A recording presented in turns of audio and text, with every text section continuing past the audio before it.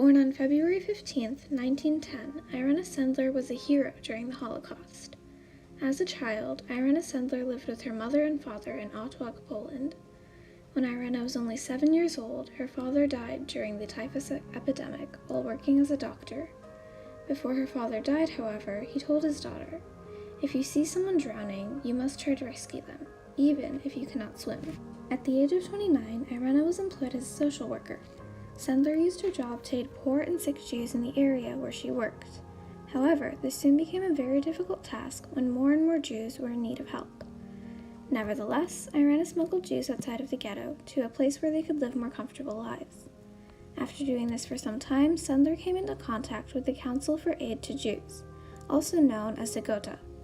As a member of the organization, Irena was able to obtain a permit that allowed her to inspect the sanitary conditions of the Warsaw Ghetto. While inspecting the ghetto, Irena smuggled children outside of the area in many unique ways.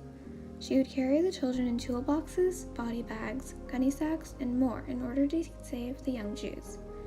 Irena gave the children new Christian identities and would find families or orphanages to take them in. Sendler would write, in code, the real names of the children and their families, and she would keep the lists in jars that she buried near an apple tree. One day, when Irena was handing a bag to one of her friends in Zagota, she was caught by 9 Nazi soldiers.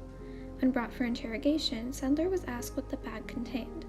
The bag contained lists of all the real identities and locations of the Jews Irena had smuggled out of the Warsaw Ghetto.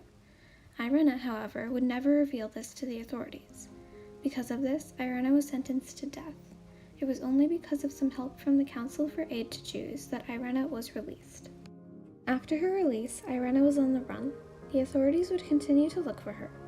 Nevertheless, Irena continued to save any Jews that she could and continued to work with Zagota. After the war, Irena dug up her jars and tracked down the children she had saved, hoping she could reunite them with their families. Unfortunately, many of the children's families had died in the Holocaust. Irena soon started a family with her husband. She had 1 daughter and 2 sons. Irena herself has said that she does not consider herself a hero. She said that she could have done more. She said that the children she saved were a justification to her time on Earth and not a title of glory. Unfortunately, for quite some time, no one knew of Irena Sendler's heroic actions. That was, until a group of Kansas students performed a play titled Life in a Jar. With this play, the students were able to spread much awareness about Irena Sendler's life along with the Holocaust.